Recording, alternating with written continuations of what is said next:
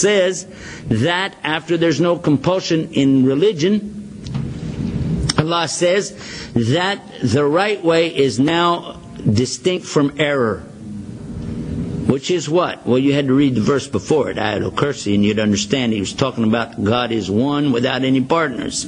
That was what he was just talking about. And he says from this point forward, the message is clear. It's very clear.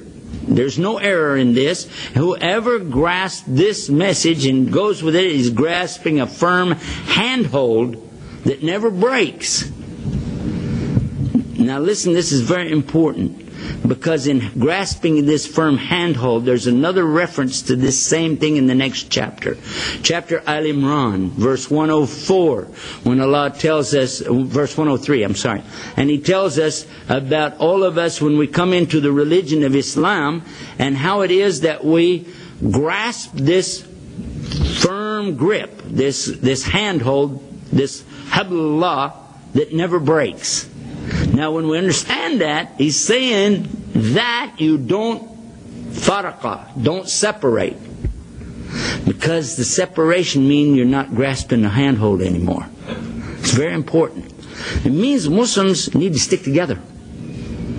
Because Allah has woke you up now. He woke you up to the fact that there's only one God, and He's the creator and sustainer of everything.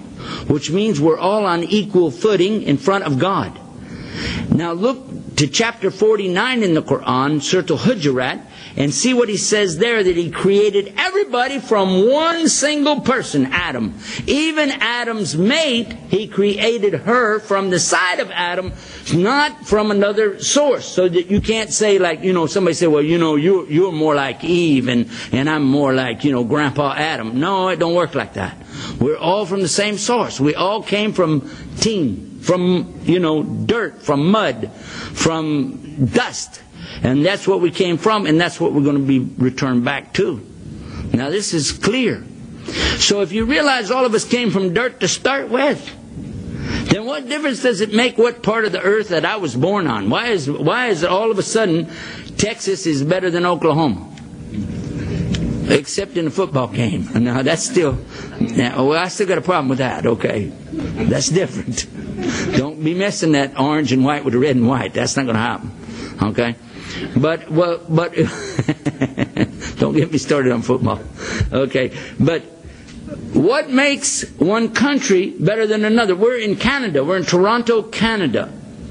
And the brother was asking me today, we were just driving around, and he was talking about how everything looks and what's the difference. I said, the only difference between being here in Canada and where I was just recently when I was up in Michigan is about 2 inches on a road map.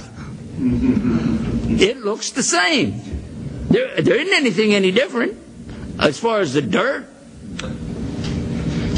Now what would make any difference what country somebody is from? Those countries are all made up. That's totally made up. There's not a single animal in the world, except for us human beings.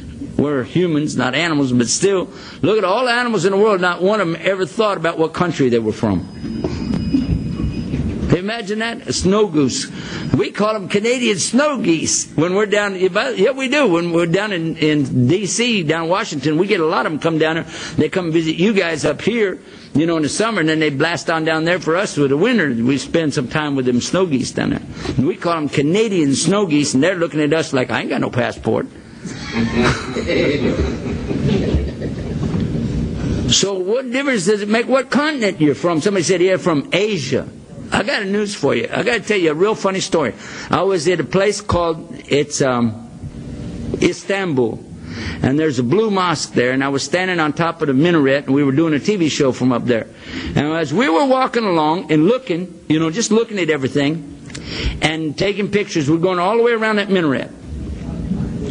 And they said, this is the Mara Sea over here and over there. This is the area where in 1453, when Mehmet, did we say his name right this time? Mehmet?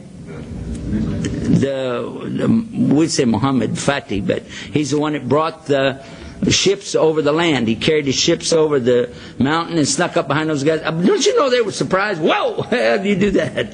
But anyway, while we were up there, they pointed to the Bosphorus Bridge. And they said, way over there, it kind of looks similar to like the Golden Gate Bridge, you know. They said, you see that bridge over there? I said, yeah. They said, that bridge is the connection to Asia. That's where Asia starts. So we crossed that bridge, as they say when we came to it, and we went over there, and I did a program up there on top of the mountain. And when I was up there thinking about it, I said, you know what? There isn't any difference from right where we're standing now than where we were standing the other day. But this is Asia, and that was Europe. Why? Just because somebody said so, that's why.